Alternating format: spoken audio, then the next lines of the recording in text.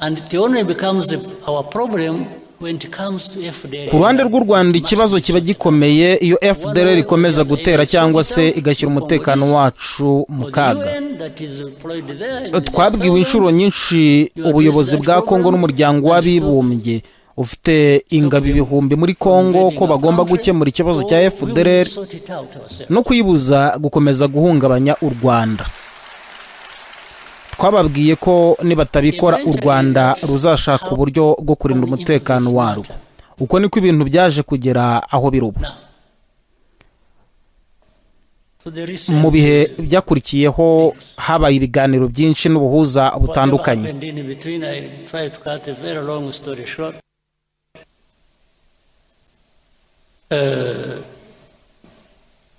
A lot of manipulations started happening. They would call us one day in one capital, they would call us to Rwanda, we go there, we discuss things. Twagiye dutumirwa mu mijyi itandukanye nka Rwanda, Doha, Washington, Dar es Salaam, Nairobi n'ahandi kuganira ku buryo ikibazo cyakemuka. In between we went to Dar es Salaam, Nairobi, we went wherever talking about this. So in the middle of the night at mu rukerera ahagana nka saa 10 za mu gitondo nkanguka mbona urumuri rwinshi mu cyumba. Narebye nsanga harimo abantu bagera kuri 6 cyangwa 7 bitwaje imbunda kandi nta myambaro ya gisirikare bari bambaye. They are not putting on uniform, they are putting on jackets and so on and so forth. And I walk up, I say, who are you? Abo bantu bari bambaye amakoti asanzwe nta myenda gisirikare bari bambaye. Nkangutse ndabaza nti muri bande, hari iki kibaye? Umwe muri bo ansubiza mu cyongereza, nibajije nti murumva harimo no kuvuga icyongereza. Icyo gihe numvaga ibintu bidasanzwe kandi ntaza baribo. Bahise bansaba inyandiko zanjye n'isakoshi yanjye mbere yuko nyifungura bari bamaze kuyimena abayifunguye ku ngufu. Nakomeje kubabaza baribo, nuko ndebye mu muryango wahuzaga icyumba cyanjye n'icyandahiro Tom by'abagamba, mbona bombi bicaye bambitswe amapingu, ngewe ntibari bayanjizeho. Tom by'abagamba staying. I saw they were sitting down in handcuffs. For me they didn't put me in handcuffs. So I asked. Hanyuma batuzana mu modoka abatwihuta nabatwerekeza muri gereza. Icyo gihe sinari nzi aho turi kujya.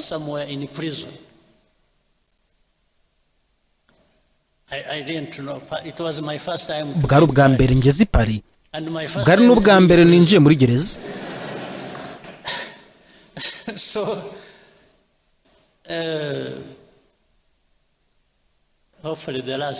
Nizeye ko ari nabwo bwa nyuma, kuko kuva icyo gihe sinigeze nongera gufungwa.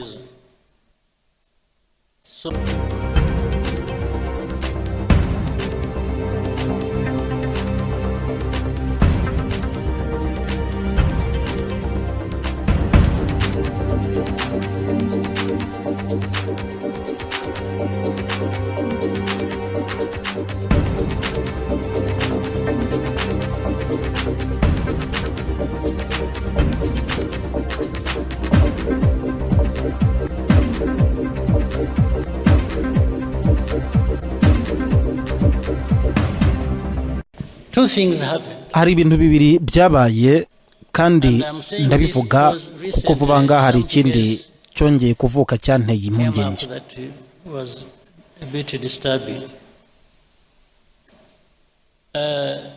Twari twatumiwe nk'umuryango FPR kujya i Paris, aho twagombaga guhura n'abantu bamwe bo muri guverinoma y'Ubufaransa. Twe twabwiwe ko iki kiganiro cyari kwibanda ku mahoro. It was about, according to what we were told, to talk about peace. In fact, muri icyo gihe nari vice perezida wa RPF. for which I was chairman, vice chairman then. hari abayobozi benshi bansabye kutajya muri urwo rugendo bavuga yuko ibintu byari bimeze icyo gihe byari biteye impungenge. Ibyo byabaye mu mpera y'1991 9/2 mu kwezi kwa 9. 91 September. The end of 91. The end of 91. Yes, it was particularly, I remember 71 September, I think it was 22nd. Muri icyo gihe bavugaga yuko bahangayikishijwe n'umutekano wanjye. People insisted I should not go because there was chaos, they even thought you are worried about my security and so on and so forth. So, ariko narabyanze mu nama ya FPR nabwiye bagenzi banjye nti nitutajya muri icyo kiganiro aba bantu ntibazigera batwumva neza, bazatekereza ko dushishikajwe no kurwana gusa kandi tudashaka amahoro. The chairman, so maybe it should be the one to come. He said, no, we want you. And that's what caused. Byongeye kandi aho twari tugiye guhura nabo bari bashimangiye yuko ari nge bashaka kubona. Nagerageje kubabwira ko perezida wa FPR ari we wagombye kujyayo, ariko barabyanga bavuga bati oya, ni wowe dushaka. Ibyo nabyo byatumye bamwe barushaho kugira impungenge, ariko ndagenda. When we arrived, we had a meeting. It was in the morning. I met a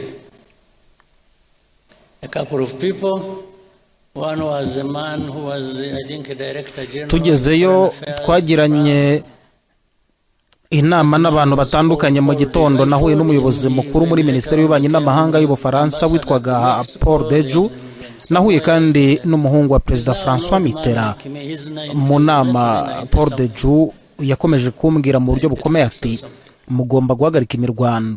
Nagerageje kumusobanura ko tutarwanaga kuko twabikundaga, ahubwo ko hari amateka n'impamvu zatumye dufata intwaro.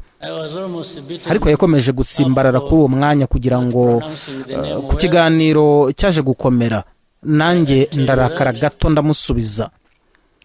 Hanyuma arambwira ati nimutareka kurwana niyo mwafata Kigali ntimuzabona abantu banyu. Mbere sinahise numva icyo yashakaga kuvuga, ariko nyuma nasobanukiwe ko yashakaga kuvuga ko abantu bacu bazaba barishwe. So I tried to explain. I said, you see, it's not that we enjoy fighting. We are not fighting just because we like fighting. we are fighting because I went into the history and so on. So he insisted again. Then in the conversation, it got heated up. I actually got a little bit upset. I answered back in a way. Then he said, no, you must stop fighting, because if you don't, even if you take Kigali, you will not find your people. This is what he told him in a meeting. So at first I couldn't understand, I didn't understand what this man meant. You will not find your people. But directly it meant they will be killed. So, anyway, the meeting happened. Inama yararangiye ariko ntiyaregenze neza. Dusohoka Produit yaraduherekeje, ageze kuri koridoro arambwira mu buryo bugaragaza yuko ansebye ati nizeye ko ubutaha tuzongera guhura ubwo uzaba uri umugabo w'ingabo nshya z'u Rwanda. When you are the commander of the new army of Rwanda. I said, yes, sir. Naramusubije nti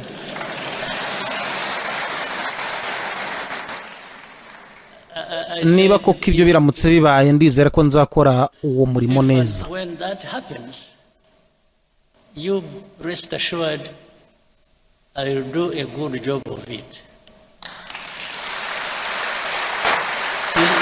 This is what I told him. So I went, when I was supposed to... nyuma y'iyo nama nari nateganyije kurara muri hoteli nkagenda bukeye. Twari turi muri hoteli Harton turi kumwe na Ndahiro na Tom Byabagamba. I was with Ndahiro and Tom Byabagamba. So in the middle of the night at mu rukerera ahagana nka saa 10 za mu gitondo nkanguka mbona urumuri rwinshi mu cyumba. Narebye nsanga harimo abantu bagera kuri 6 cyangwa 7 bitwaje imbunda kandi nta myambaro ya gisirikare bari bambaye. They are not putting on uniforms, they are putting on jackets and so on and so forth. And I woke up, I say, who are you? Abo bantu bari bambaye amakoti asanzwe nta myenda gisirikare bari bambaye. Nkangutse ndabaza nti muri bande, hari iki kibaye? Umwe muri bo ansubiza mu cyongereza, nibajije nti murumva harimo no kuvuga icyongereza. Icyo gihe numvaga ibintu bidasanzwe kandi ntaza baribo. Bahise bansaba inyandiko zanjye n'isakoshi yanjye mbere yuko nyifungura bari bamaze kuyimena abayifunguye ku ngufu. Nakomeje kubabaza baribo, nuko ndebye mu muryango wahuzaga icyumba cyanjye n'icyandahiro na Tom Byabagamba mbona bombi bicaye bambitswe amapingu, ngewe ntibari bayanjizeho. Tom Byabagamba staying. I saw they were sitting down in handcuffs. For me, they didn't put me in handcuffs. So I asked me. Hanyuma batuzana mu modoka abatwihuta n'abatwerekeza muri gereza. Icyo gihe sinari nzi aho turi kujya.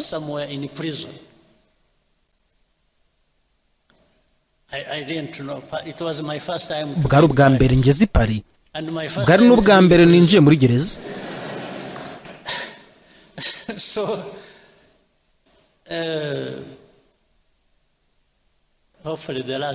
Nizeye ko ari nabwo bwa nyuma, kuko kuva icyo gihe sinigeze nongera gufungwa.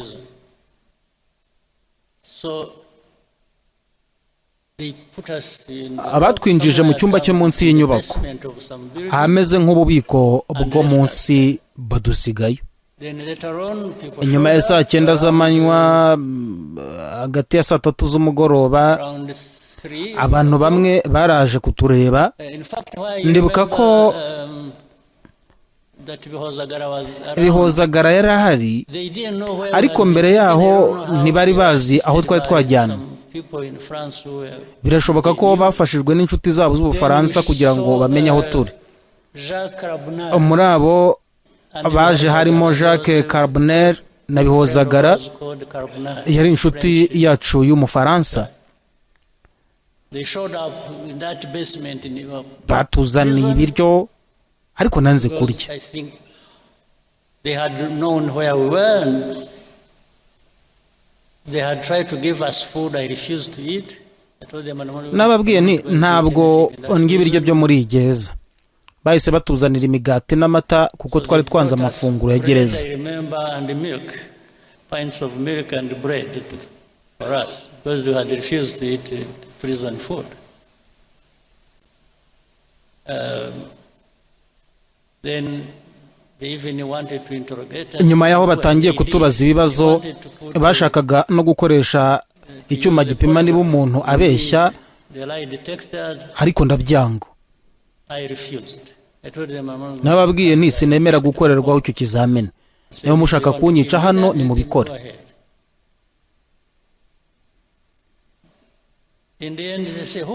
Mu bibazo bambazaga bambaje abo twe twahuye nabo, navuze uwo muyobozi witwaga Produit, hanyuma barambaza bati ninde wundi se? Ndabasubiza ni Christophe Mitterrand. Bahise bavuga ati oya, ninde wakubwiye ko yitwa Jean Christophe Mitterrand? Basabye ko mbisubiramo ariko ndabyanga. Ndababwira ni sinjye wamwise iryo zina. So anyway, in the end, amaherezo ahagana saa 2 z'ijoro baraturekuye. They released us, and that night I left. I drove from muri iryo joro nahise mpaguruka mvi Paris njye Buruseli, aho nagombaga gufatira indege bukeye ngasubira mu Rwanda. Come back home. Now, I'm saying this, I'm telling you this. Iyi nkuru nyivuga kugira ngo nsobanura amagambo uwo muyobozi yari yarambwiye mbere, igihe yavugaga ko iyo twafata Kigali tutazabona abantu bacu. Yasobanuraga ko batazaba bakiri. Even if you take Kigali, you will not find your people there. You will not find them alive.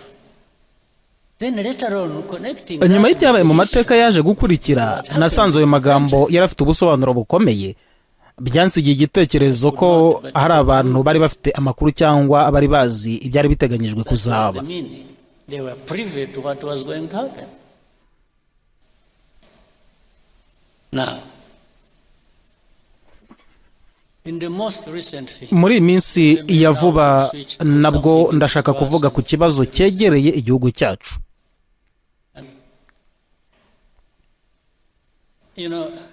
Amuzi Rwanda, mu myaka myinshi ishize u Rwanda rwahuye n'ibibazo byinshi mu karere, cyane cyane bifitanye isano na Repubulika Iharanira Demokarasi ya Kongo.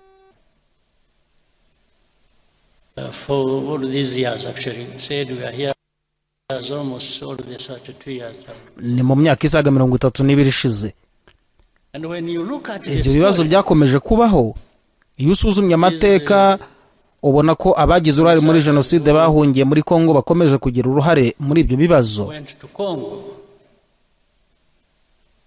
By the way, whom we had the opportunity this last time, when was it, 2 weeks ago? Mu byumweru bibiri bishize mu nama Unity Club yabereye muri Isare, bamwe bayobozi bakuru ba FPR banyuze muri ayo mateka abasangije abari hano inkuru irambuye kandi isobanura neza uko ibyo bintu byagenze. Uwo muyobozi watanze ubuhamya yabivugaga kuko yarabibayemo ubwe. Ntiyari ari kuvuga ibyo yumvise ku bandi, ahubwo yari umwe mu babigezemo uruhare kandi abizi neza. Yatubwiye mu buryo burambuye aho yagiye anyura muri Kongo, abayobozi bakoranaga nabo bahuriraga mu bikorwa bitandukanye. In Congo, and the officials he worked with, and yanasobanuye ko bamwe muri abo bantu kugeza n'ubu bakiri mu ngabo cyangwa mu zindi nzego za leta ya Kongo, ndetse ababwira amazina yabo. And other institutions in Congo, and he named them by names. He told us the story of yanadusobanura uko yagiye i Burundi, ibikorwa yahakoreye n'amazina y'abantu bari babifitemo uruhare, bamwe bakiri mu nshingano abandi barazivuyemo. Mu by'ukuri yari afite ubumenyi bwimbitse kuri ayo mateka kuko yabayemo.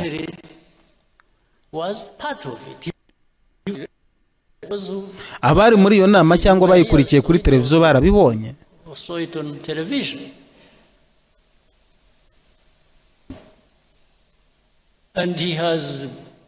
Yari afite amakaye yanditsemo amakuru, amafoto n'ibindi bimenyetso bifatika. Yanavuze no ku ngabo z'umuryango w'abibumbye zari zishinzwe kubungabunga amahoro. Hari bamwe bafatanyaga nabo bantu mu bikorwa bitemewe n'amategeko birimo ubucuruzi bw'amabuye y'agaciro nka zahabu, ibiti ndetse n'ibikorwa by'ubuhinzi.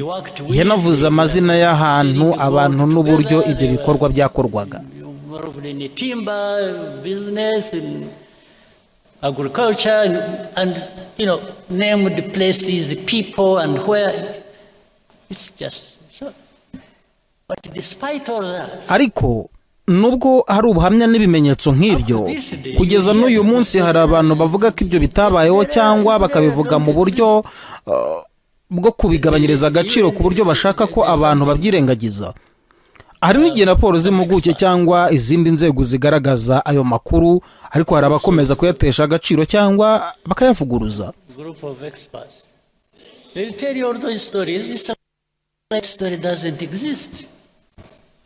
Or if they say it, they will say it so lightly that you should believe it doesn't matter. Okay. So it goes on and then nanone hari bamwe mu bayobozi bo mu karere cyane cyane muri Kongo cyangwa i Burundi bavuga ku mugaragaro imigambi yabo cyangwa ibyo batekereza. Hari n'ibyo bavuga abafashwe amashusho. Which side? There. And their intention and even what they have said on camera, somebody will want to convince you. No, it's not. Nyamara nubwo baba bivugiye imbere ya kamera, hari ababihakana bavuga ko atari ibitekerezo byabo, ko ari iby'abajyanama babo. Ariko iyo umuyobozi yavuze amagambo ku mugaragaro, yaba yayandikiwe n'umujyanama cyangwa atarayandikiwe, aba yabaye kuko ari we wayatangaje. Hari abantu bakomeza kugusubiramo amagambo amwe inshuro nyinshi bashaka ko wemera uko babibona aho kwemera ibimenyetso n'ukuri ubagezaho. Ni nkaho bakubwira bati reka uko ubibona wemera uko tubibona. I really don't. But when you have people, who are there asking the same questions, pretending it's saying the same things, and even when they come back to you and tell you what they told you last time, meaning they want you to believe what they are telling you, or what they want, not the facts you are presenting to them. So it's really like saying, better change your mind. Muri rusange ibi byose ni bimwe mu byagize uruhare mu bibazo bihari muri iki gihe. Ndashaka kandi kongera kubibutsa ko ibyo navuze mbere ari byiza kubigenzura no kubisesengura kugira ngo buri wese amenye ukuri kwabyo. I've said it again. I hope you have had time to cross check the story, the truth about it. This conflict with aya makimbirane ari mu burasirazuba bwa Kongo ntabwo yatangijwe n'u Rwanda, nta ruhare rw'u Rwanda rwabaye intandaro yayo. And was not started by Rwanda at all. But somehow the plan icyakora hari uburyo bwagiye bukorwa ku buryo ikibazo cyashakaga kwitirirwa u Rwanda cyangwa rugashyirwa ku mutwe warwo nkaho ari rwo rwabiteye cyangwa rugomba kubibazwa. Of where everything that has happened is not anybody else, it is Rwanda that caused it, or that must carry the responsibility.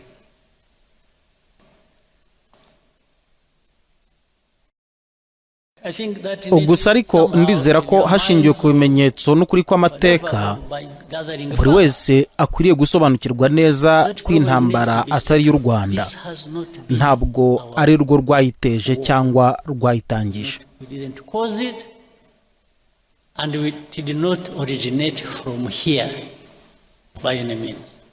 We are not part of the origin, except for being associated.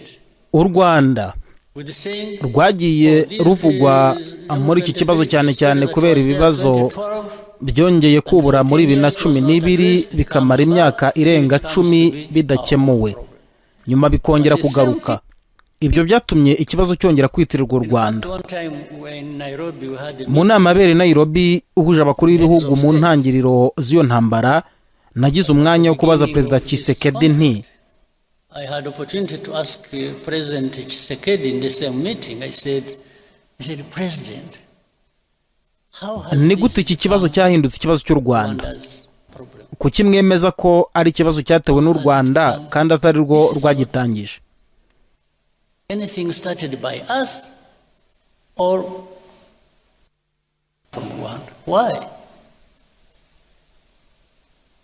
He just hesitated and namubaje kandi niba azi ko mu bice bimwe by'uburasirazuba bwa Kongo umutwe wa FDLR wari warafashe ubuyobozi bw'utwo turere ukagira naho ukusanya imisoro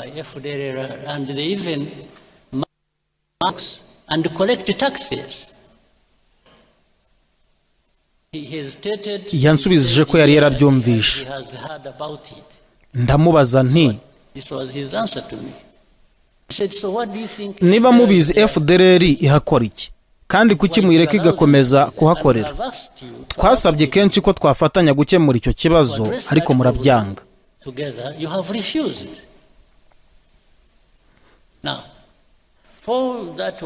Mbere y'uko icyo kiganiro kirangira, undi mukuru w'igihugu yavuze ko abo barwanyi bagiye kurwanira mu burasirazuba bwa Kongo bakomotse mu gihugu cye, asobanura aho urugendo rwabo rwatangiriye.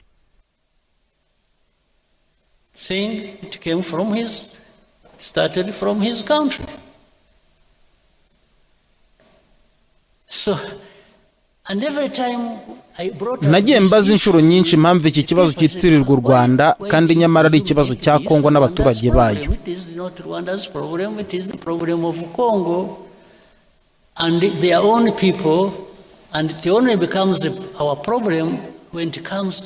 Ku ruhande rw'u Rwanda ikibazo kiba gikomeye iyo FDLR ikomeza gutera cyangwa se igashyira umutekano wacu mu kaga. Twabwiwe inshuro nyinshi ubuyobozi bwa Kongo n'umuryango w'abibumbye ufite ingabo ibihumbi muri Kongo ko bagomba gukemura ikibazo cya FDLR no kuyibuza gukomeza guhungabanya u Rwanda. Twababwiye ko nibatabikora u Rwanda ruzashaka uburyo bwo kurinda umutekano warwo. Uko niko ibintu byaje kugera aho biruba. Mu bihe byakurikiyeho habaye ibiganiro byinshi n'ubuhuza butandukanye.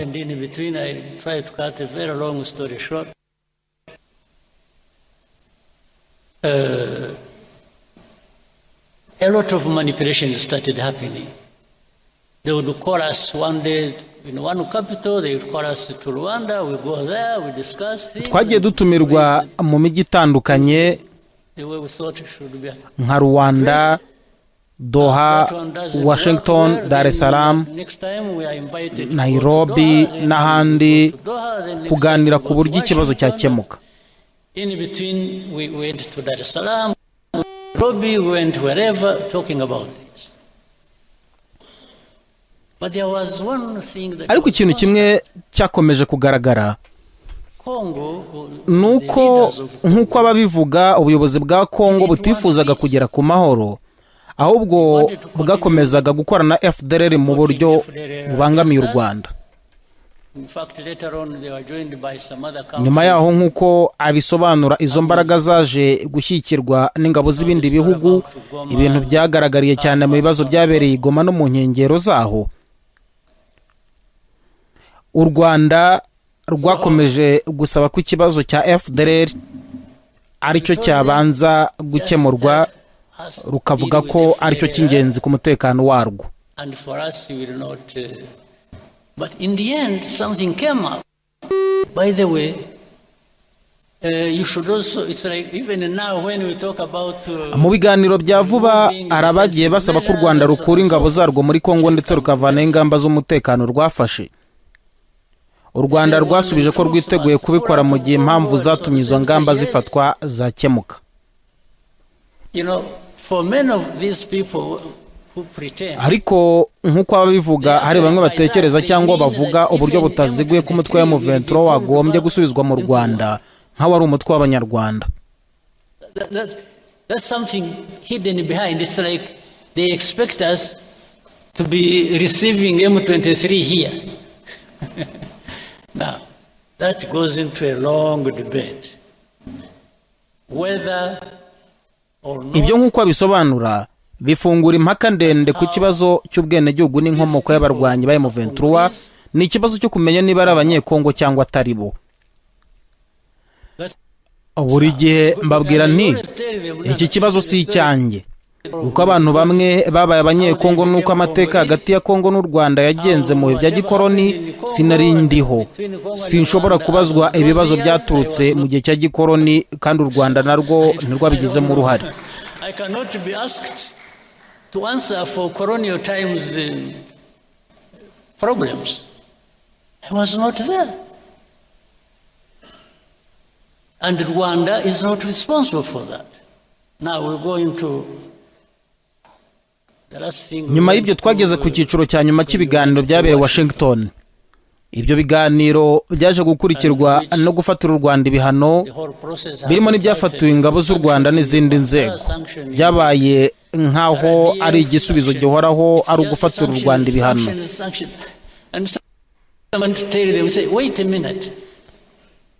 Hari abaje bati mubanze mudusobanure neza ibibaye, ariko nk'uko abivuga ngo nta mwanya wari uhari wo kumva uruhande rw'u Rwanda, icyari cyihutirwa ngo kwari ugufata ibihano.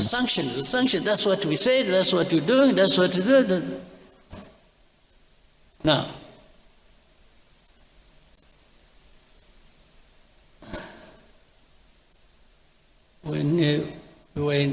before we went to mbere yuko tujya i Washington ku ya kane Ukuboza gusinya amasezerano, amezi make mbere yaho twari twaratangiye gutanga amakuru ku byari biteganijwe kubera Uvira. We had been actually giving information of what was going to happen in Uvira owing to the troops that were. Twatangaje ko ari ingabo z'u Burundi n'iza Kongo zari ziri kwerekeza muri ako gace, ndetse dusobanura imigambi zari zifite. Aya makuru twayatanze mu nyandiko kandi arazwi. They know it. You can't deny it. It is on record. It is in writing. So when Uvira fell, nyuma Uvira imaze gufatwa, bamwe bahise bavuga ko u Rwanda rwari rwatesheje agaciro ubuyobozi bwa Leta Zunze Ubumwe za Amerika, ndetse Rwanda rukaba rwarishe ibyo rwiyemeje. literally insulting President Trump and defying Washington and disrespectful. They didn't. So they are the ones who caused the Uvira. Twababwiye ko twari twaraburiye mbere yuko ibyo byashoboraga kuba, bityo ko bitari bikwiye kwitirirwa u Rwanda. Mu ntangiriro nari nabonye gahunda yaratanzwe nk'ifite intego nziza: gukemura ibibazo bya politiki imbere muri Kongo, gukemura ibibazo by'umutekano bireba u Rwanda n'akarere, no guteza imbere ubufatanye mu bukungu hagati ya Amerika, Kongo, u Rwanda n'ibindi bihugu byo mu karere. Then the security problem that concerns Rwanda and the region, then the economic partnerships between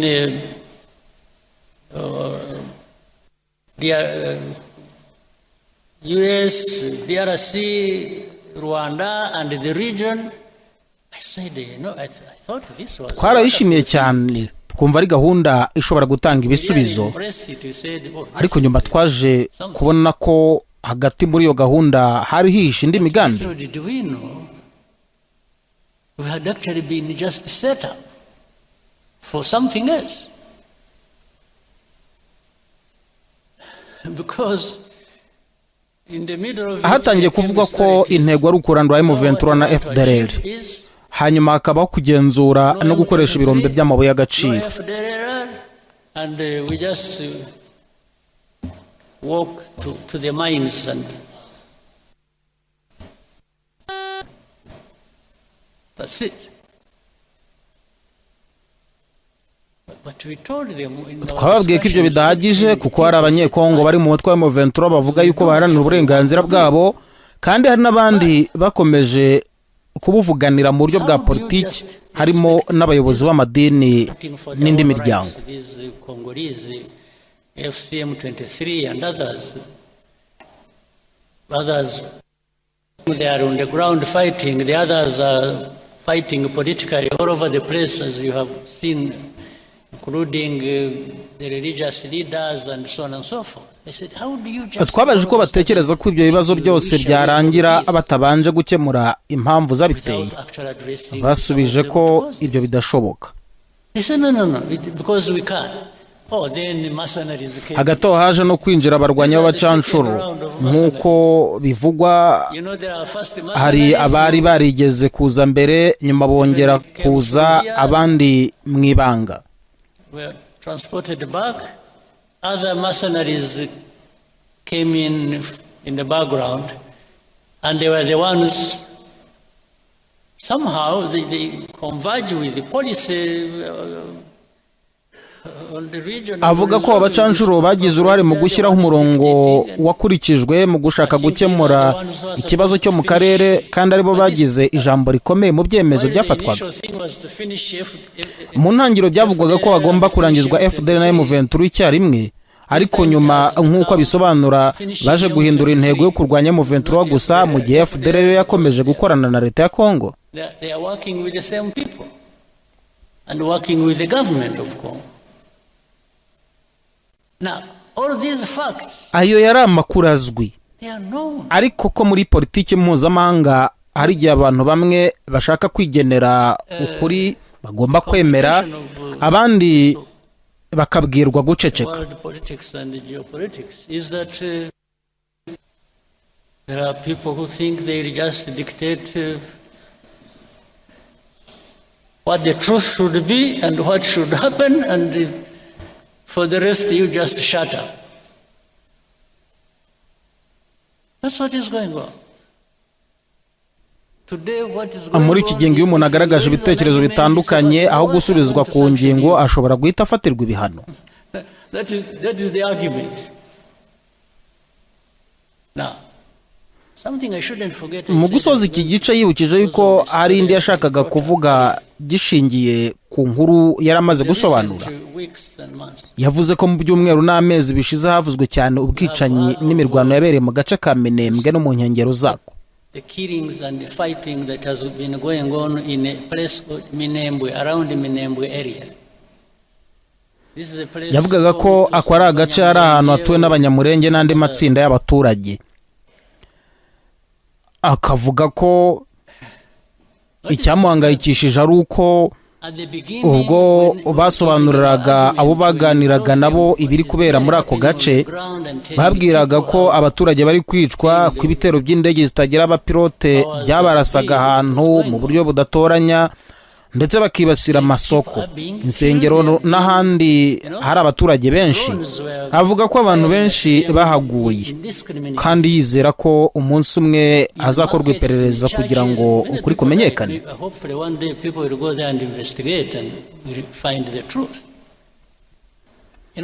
Icyamubabaje kurushaho nuko muri ibyo biganiro umwe mu bavuganaga yababwiye ati, ntimuzongere kuzana icyo kibazo, ntabwo kibareba.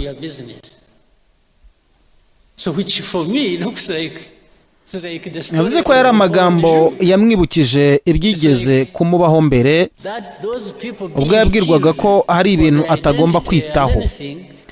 Yabonye ari nk'aho babwirwaga ko abantu bakwicwa bazira uko bavutse cyangwa umwirondoro wabo, ariko ko batagombaga kubivugaho.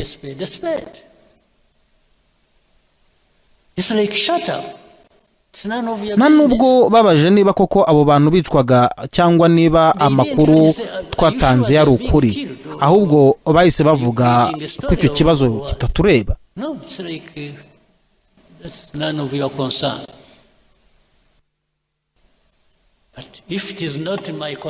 Niba atari ikibazo cy'u Rwanda, cyari gikwiye kuba ikibazo cy'abandi barebwa n'uburenganzira bwa muntu n'umutekano, kuko uko igihe cyagendaga gihita ibintu byarushagaho kuzamba.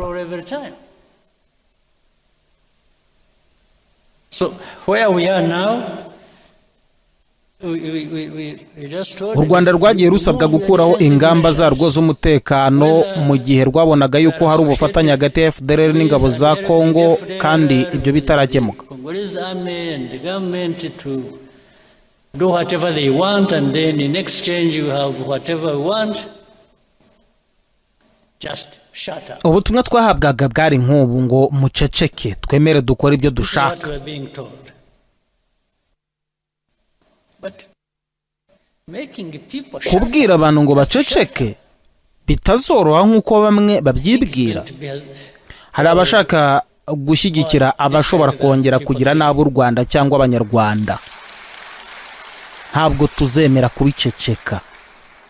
say we will support those who want to come and kill you, or like they killed you last time, or we will handle it the way we want, so shut up. Well, I only shut up when I'm nzaceceka ari uko napfuye. That's when I'm nibwo buryo bwonyine butuma naceceka. absolutely. That is the only way to make me shut up. That's it. For the belittling everything. ntabwo nemera politiki isuzugura ubuzima bw'abantu cyangwa ifata ubuzima bwa bamwe nk'aho nta gaciro bufite. Just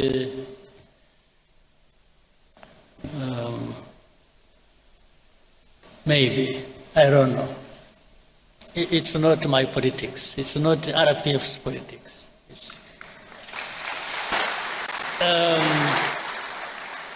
We're a small country. u Rwanda ni igihugu gito kandi kidafite imbaraga zingana n'iz'ibihugu bikomeye, bityo ko bishoboka ko rwagirirwa nabi.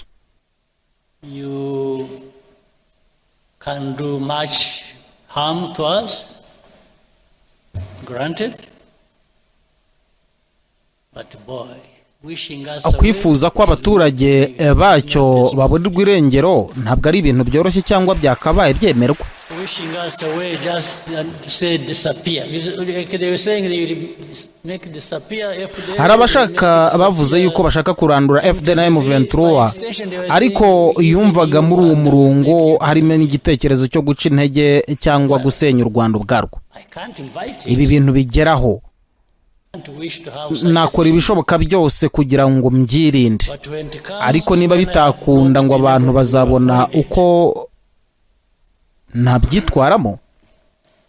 I think they'll find.